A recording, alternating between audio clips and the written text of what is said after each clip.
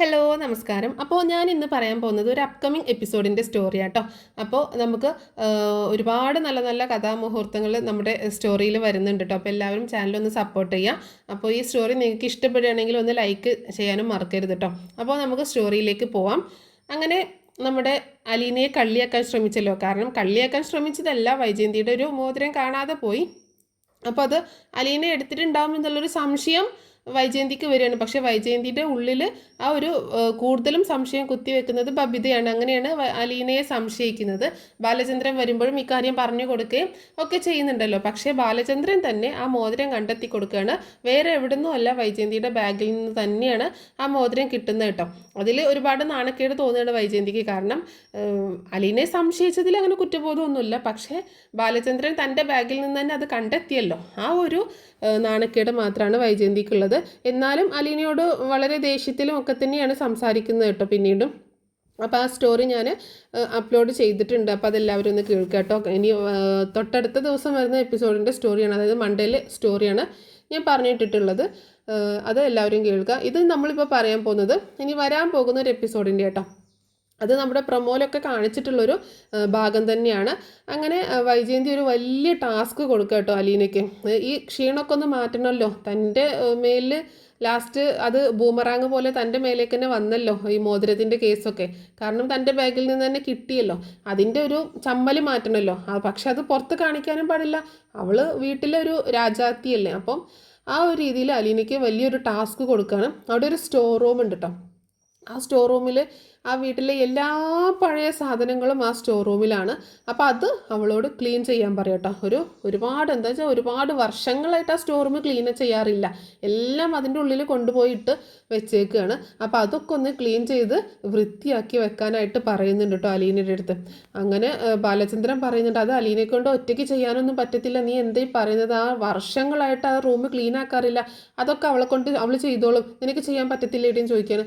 ഞാൻ ചെയ്തോളാം, കുഴപ്പമൊന്നുമില്ല, ഏതാ റൂം എന്ന് ചോദിക്കുമ്പോൾ ആ കിച്ചൻ്റെ സൈഡിലുള്ള ഒരു റൂം തന്നെ കേട്ടോ കാണിച്ചു കൊടുക്കുന്നത്.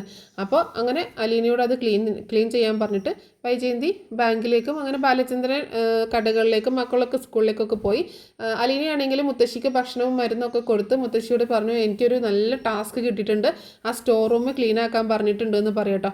ആ സ്റ്റോർ റൂം നിന്നോട് ക്ലീൻ ആക്കാൻ പറഞ്ഞു, നീ അത് എപ്പോൾ ക്ലീനാക്കി തീരാനാന്ന് ചോദിക്കുകയാണ് മുത്തശ്ശി. അതൊന്നും സാരമല്ല മുത്തശ്ശി, ഞാനത് ക്ലീൻ ആക്കിക്കോളാം, എനിക്ക് കുഴപ്പമൊന്നുമില്ല എന്ന് പറഞ്ഞിട്ട് അലീന അത് ക്ലീൻ ആക്കാനായിട്ട് പോവാട്ടോ. അങ്ങനെ ആ റൂമിലോട്ട് കയറുമ്പോൾ തന്നെ പൊടിയും മാറാലയും ഒക്കെയാണ്. ഒരുപാട് വർഷങ്ങളായി അങ്ങോട്ടേക്ക് ആരും എത്തി നോക്കാറ് പോലില്ല. ഓരോ സാധനങ്ങളും കൊണ്ടുവന്ന് ഇടുന്നല്ലാണ്ട് അവിടെ ഒന്നും എത്തി നോക്കാറില്ല എന്ന് അലീനയ്ക്ക് മനസ്സിലാവുകയാണ്. അലീന ആദ്യം അങ്ങോട്ടേക്ക് കയറിയിട്ട് എന്ത് ചെയ്യണം, എവിടെ നിന്ന് തുടങ്ങണം എന്നൊന്നും അറിയാതെ ഇങ്ങനെ നിൽക്കുക കേട്ടോ. അപ്പോൾ ആ റൂമൊക്കെ ഇങ്ങനെ ആകെ അരിച്ച് പെറുക്കി നോക്കുന്നുണ്ട്. പഴയ കാലത്തുള്ള ഒരു പെട്ടിയൊക്കെ ഉണ്ട്, ഒരു തകരത്തിൻ്റെ പെട്ടിയൊക്കെ ഉണ്ട് അവിടെ. അതുപോലെ കുറേ സാധനങ്ങൾ, ഒടിഞ്ഞ കസേര, അതുപോലെ വേണ്ടാത്ത സാധനങ്ങൾ, പഴയ ഡ്രസ്സുകൾ, ഒരു പഴയ അലമാരി ഉണ്ട്, അങ്ങനെയുള്ള കുറേ സാധനങ്ങളുണ്ട് കേട്ടോ അതിൻ്റെ ഉള്ളിൽ. അതൊക്കെ മാറാലെ പിടിച്ച് കിടക്കുകയാണ്. അപ്പോൾ എവിടെ നിന്ന് തുടങ്ങണം എന്നൊരു ഐഡിയ ഇല്ലാതെ ഇങ്ങനെ നോക്കി നിൽക്കുകയാണ് അലീന. അങ്ങനെ അലീന ഇങ്ങനെ എല്ലാ ഭാഗങ്ങളൊക്കെ നോക്കി നിൽക്കുന്ന സമയത്താണ് അലീനയുടെ കണ്ണിൽ ആ ഒരു തകരപ്പെട്ടി കാണണം കേട്ടോ. അപ്പോൾ ആ പെട്ടി കാണുമ്പോൾ അലീനയ്ക്ക് എന്തോ ഭയങ്കര ഒരു ഇഷ്ടം തോന്നുക. കാരണം പണ്ടത്തെ കാലത്തുള്ളൊരു പെട്ടിയാണ്. അപ്പോൾ ആ ഒരു ബോക്സ് കാണുമ്പോൾ അലീനയ്ക്ക് അപ്പോൾ എന്തായാലും പഴയ കാലത്ത് പെട്ടിയാകുമ്പോൾ അതിൻ്റെ ഉള്ളിൽ മുഴുവൻ പഴയ സാധനങ്ങളായിരിക്കുമല്ലോ. അപ്പോൾ എന്തായാലും എന്നാൽ അവിടുന്ന് തുടങ്ങാം എന്നുള്ള രീതിയിൽ നിൽക്കണം. അപ്പോൾ നോക്കുമ്പോൾ അങ്ങോട്ടേക്കൊക്കെ എത്തണം എന്നുണ്ടെങ്കിൽ താഴെ കുറേ സാധനങ്ങളുണ്ട്. അപ്പോൾ അലീന അവിടെയൊക്കെ ആദ്യം കുറച്ച് കൈ എത്തുന്ന, അതായത് ആ പെട്ടിയുടെ അടുത്തേക്കൊക്കെ എത്തണം എന്നുണ്ടെങ്കിൽ അവിടെ മൊത്തം പൊടി പിടിച്ച് കിടക്കില്ലേ. അപ്പോൾ അവിടെയൊക്കെ ഒന്ന് ആദ്യം കുറച്ച് സാധനങ്ങളൊക്കെ അങ്ങോട്ടും ഇങ്ങോട്ടൊക്കെ എടുത്ത് വെച്ച് അങ്ങനെ ആ തകരപ്പെട്ടിയുടെ അടുത്ത് എത്തി അവിടെ ഇരിക്കുക കേട്ടോ. അവിടെ ഇങ്ങനെ മുട്ടുകുത്തി ഇരിക്കുകയാണ്. അങ്ങനെ ഇരുന്നിട്ട് ആ പെട്ടി തുറക്കുമ്പോൾ മുഴുവൻ പൊടിയാണ്. അതിൻ്റെ ഉള്ളിൽ ഒരുപാട് പഴയ ഡയറികൾ, ബുക്സുകൾ, ഫോട്ടോസ്, അങ്ങനെയുള്ള കുറേ സാധനങ്ങളുണ്ട് കേട്ടോ. അപ്പോൾ ആദ്യം തന്നെ അലീന അതിൻ്റെ ഉള്ളിൽ നിന്ന് എടുക്കുന്നത് ഒരു ഫോട്ടോയാട്ടോ, ഒരു ഫ്രെയിം ചെയ്ത ഫോട്ടോയാണ്. അതെടുത്ത് നോക്കുമ്പോൾ അലീനയ്ക്ക് ഭയങ്കര സന്തോഷമാണ്. കാരണം വൈജയന്തിയുടെയും ബാലചന്ദ്രൻ്റെയും മക്കളുടെയും ഒരു പഴയ ഫോട്ടോ ആട്ടോ, കുറച്ച് ചെറുപ്പത്തിലുള്ളൊരു ഫോട്ടോ ആണ്. അപ്പോൾ അലീന അതെടുത്തിട്ട് മൊത്തം പൊടിയൊക്കെ തൂത്ത് വൃത്തിയാക്കി തുടച്ച് അതിലേക്ക് ഇങ്ങനെ നോക്കി നിൽക്കുക കേട്ടോ. അപ്പോൾ ഭയങ്കര സന്തോഷം തോന്നുക കേട്ടോ അലീനയ്ക്ക്. തൻ്റെ അമ്മയാണ്, അമ്മയും കുടുംബമാണ്. അപ്പോൾ അത് കണ്ടിട്ട് അലീന അതിങ്ങനെ നോക്കി നിൽക്കുകയാണ്. അങ്ങനെ ആ ഫോട്ടോ അങ്ങോട്ട് മാറ്റി വെക്കണം. അത് തൽക്കാലം ഒന്നും ചെയ്യുന്നില്ല കേട്ടോ, അങ്ങോട്ട് മാറ്റി വെക്കുകയാണ്. പിന്നെ നോക്കുമ്പോൾ അതിലൊരുപാട് ബുക്സ്, ഡയറികൾ, അങ്ങനെയുള്ള സാധനങ്ങളൊക്കെ കാണാം കേട്ടോ. അപ്പം വേറെയും കുറച്ച് ഫോട്ടോസ് ഉണ്ട് കേട്ടോ. അലീനയുടെ അതായത് വൈജയന്തിയുടെ കുറച്ച് ഫോട്ടോസും അവരുടെ ഫാമിലി ഫോട്ടോസ്, വൈജയന്തിയും ബാലചന്ദ്രൻ്റെയും കല്യാണത്തിൻ്റെ ഒക്കെ സമയത്തെ ഫോട്ടോസും, അങ്ങനെ അതൊക്കെ ഇങ്ങനെ ഓരോന്നോരോന്നായിട്ട് ഇങ്ങനെ കുറേ പഴയ ഫോട്ടോസാണ്. അപ്പോൾ അതൊക്കെ ഇങ്ങനെ ആ പെട്ടിയിലിട്ട് വെച്ചേക്കുന്നുണ്ട്. അങ്ങനെ അതൊക്കെ എടുത്ത് ഇങ്ങനെ ഓരോന്നോരോന്ന് ഇങ്ങനെ എടുത്ത് നോക്കുന്നുണ്ട്. അങ്ങനെയൊക്കെ നോക്കിക്കൊണ്ടിരിക്കുന്ന സമയത്താണ് പിന്നെ ആ ഫോട്ടോസൊക്കെ അതിലേക്ക് തന്നെ തിരിച്ചു വെച്ചു തൽക്കാലം ആ ഫോട്ടോസൊക്കെ അവിടെ ഇരിക്കട്ടെ. പക്ഷെ ഒരു ഫോട്ടോ മാത്രം പുറത്തേക്ക് എടുത്തു കേട്ടോ. കാരണം അത് വൈജയന്തി ബാലചന്ദ്രനും മക്കളും കൂടി ഉള്ളൊരു ഫോട്ടോ ആയിരുന്നു. അത് പുറത്തേക്ക് എടുത്തു. ബാക്കിയൊക്കെ തുടച്ച് ആ പെട്ടിയിൽ തന്നെ വെക്കുകയാണേ. ആ സമയത്താണ് അതിൽ കുറേ ഡയറി ഉണ്ടെന്ന് പറഞ്ഞല്ലോ. അങ്ങനെ കുറച്ച് ഡയറി കാണണം കേട്ടോ. അതും കുറച്ച് പഴക്കമുള്ള ഡയറി ആയിട്ടാണ് അലീനയ്ക്ക് തോന്നുന്നത് കേട്ടോ. അപ്പോൾ ഇതിലൊക്കെ എന്തായിരിക്കും എന്നുള്ള രീതിയിൽ എടുത്ത് നോക്കട്ടോ. ഓരോ ഡയറി എടുത്ത് നോക്കുമ്പോൾ മിക്കതിലും ബാലചന്ദ്രൻ്റെ കുറച്ച് കണക്കുകളൊക്കെ എഴുതിയതാണ് കേട്ടോ. കടയിലെ കണക്കുകൾ, അതുപോലെ ജ്വല്ലറിയിലെ കണക്കുകൾ, ടെക്സ്റ്റൈൽസിലൊക്കെ കണക്കുകളൊക്കെ എഴുതിയ ഡയറി ഉണ്ട് കേട്ടോ. അങ്ങനെ അതൊക്കെ ഓരോന്നോരോന്നായിട്ട് എടുത്ത് നോക്കുമ്പോൾ അതിൽ ഒരു ഡയറി വളരെ സ്പെഷ്യലായിട്ട് തോന്നുക കേട്ടോ. അതായത് നല്ല ഭംഗിയുള്ള ഒരു ഡയറി. അങ്ങനെ അതെടുത്ത് നോക്കുമ്പോൾ അത് വൈജയന്തിയുടെ ഡയറിയാണെന്ന് അലീനയ്ക്ക് മനസ്സിലാവുകയാണ്. അതൊരു ഓട്ടോഗ്രാഫ് പോലുള്ള ഡയറി കേട്ടോ. ഒരു ഓട്ടോഗ്രാഫാണ്. അതായത് പണ്ട് സ്കൂളിൽ പഠിക്കുമ്പോൾ സമയത്തുള്ള ഒരു ഓട്ടോഗ്രാഫ് പോലെയാണ്. അപ്പോൾ അലീനയ്ക്ക് ഭയങ്കര സന്തോഷം തോന്നുകയാണ്. അമ്മയുടെ ഓട്ടോഗ്രാഫ്.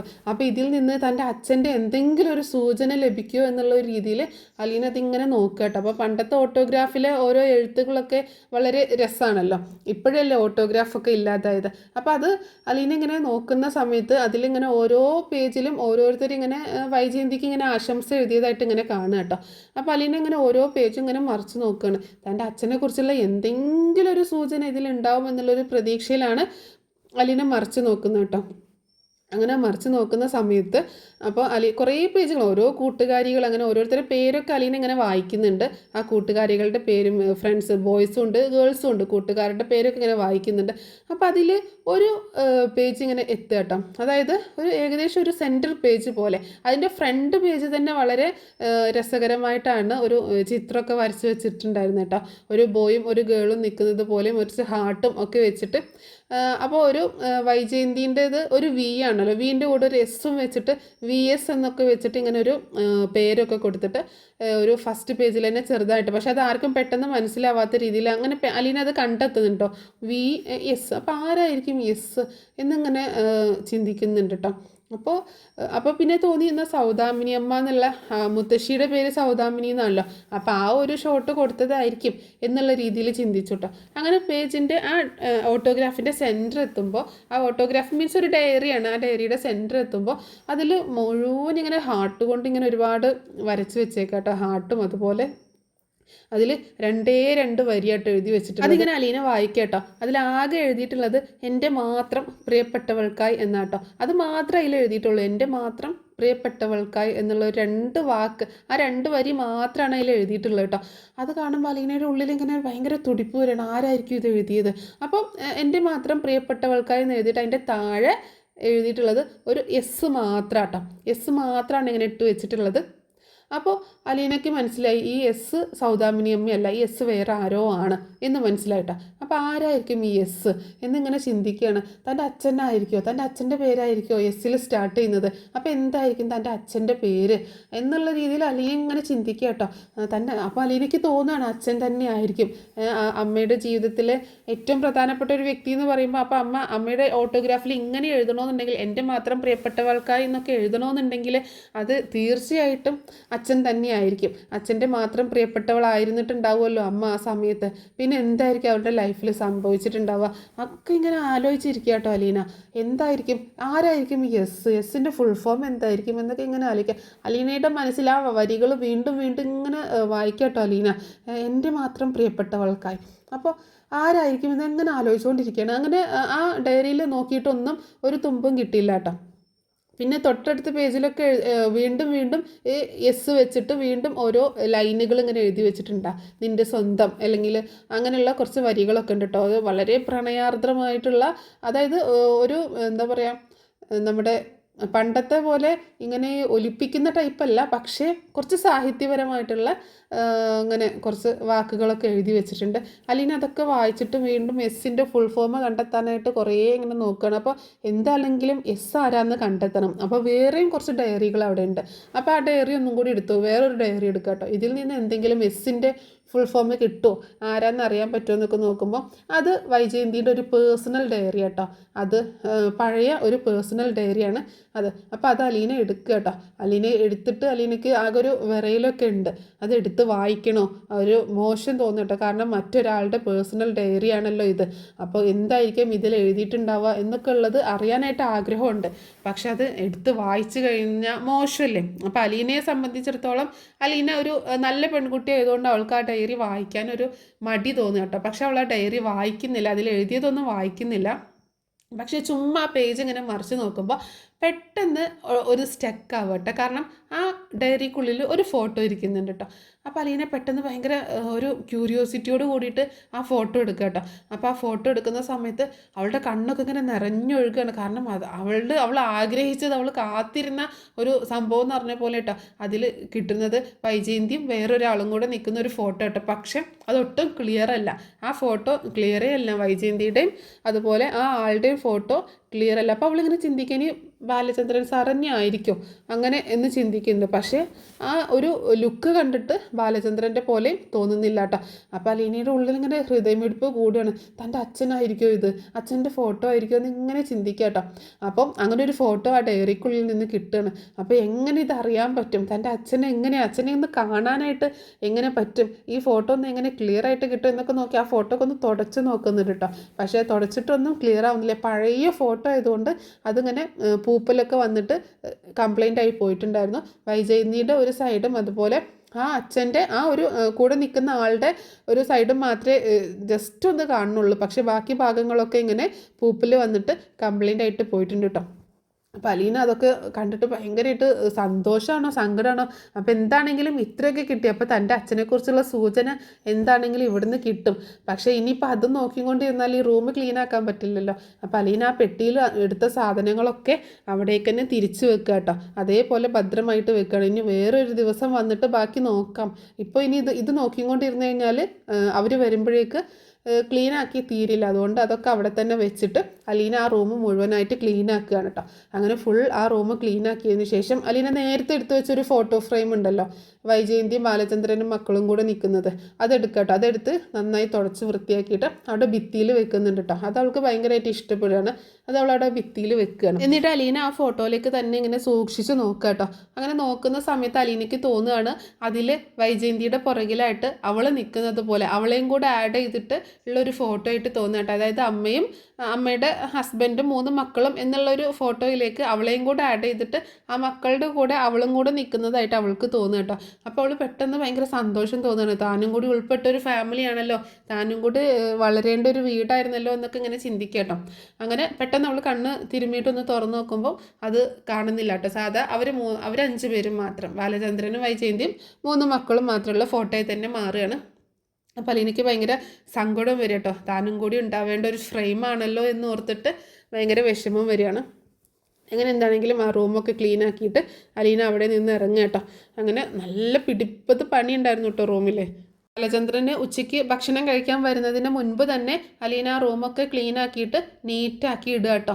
അങ്ങനെ വളരെ പെട്ടെന്ന് തന്നെ ആ പണികളൊക്കെ തീർത്ത് മുത്തശ്ശിയുടെ അടുത്തേക്ക് ചെല്ലുകയാണ്. മുത്തശ്ശി എൻ്റെ ജോലി കഴിഞ്ഞു എന്ന് പറയാം കേട്ടോ. ഇത്ര പെട്ടെന്ന് നീ ആ റൂം ക്ലീൻ ആക്കിയോ ചോദിക്കുമ്പോൾ ആ ക്ലീനാക്കി മുത്തശ്ശി എല്ലാം തുടച്ച് വൃത്തിയാക്കി എല്ലാം സെറ്റാക്കി നീറ്റാക്കി ഇട്ടിട്ടുണ്ട് എന്ന് പറയാം കേട്ടോ.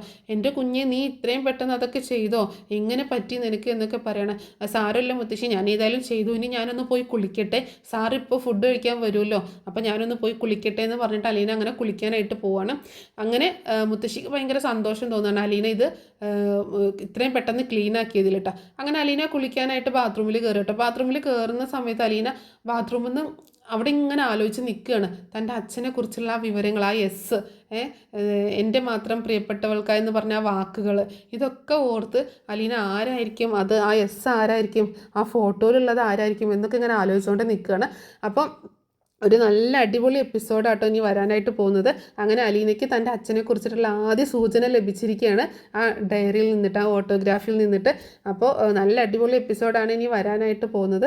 അപ്പോൾ ഈ സ്റ്റോറി നിങ്ങൾക്ക് ഇഷ്ടപ്പെട്ടിട്ടുണ്ടാവുമെന്ന് ഞാൻ വിചാരിക്കാം കേട്ടോ, ഞാൻ കരുതുകയാണ്. അപ്പോൾ ഈ സ്റ്റോറി നിങ്ങൾക്ക് ഇഷ്ടപ്പെട്ടിട്ടുണ്ടെങ്കിൽ നിങ്ങളൊന്ന് സപ്പോർട്ട് ചെയ്യുക കേട്ടോ, ലൈക്ക് ചെയ്യുക. അതുപോലെ സബ്സ്ക്രൈബ് ചെയ്യാതെ കാണുന്നവരാണെങ്കിൽ ഒന്ന് സബ്സ്ക്രൈബ് ചെയ്ത് സപ്പോർട്ട് ചെയ്യുക കേട്ടോ. അപ്പോൾ നെക്സ്റ്റ് സ്റ്റോറി ആയിട്ട് ഇതുപോലെ ഒരുപാട് നല്ല നല്ല അപ്കമിങ് എപ്പിസോഡിൻ്റെ സ്റ്റോറി ആയിട്ട് ഉടനെ ഉടനെ തന്നെ വരുന്നതായിരിക്കും. അപ്പോൾ നെക്സ്റ്റ് വീഡിയോയിൽ കാണാം കേട്ടോ. Thanks for watching.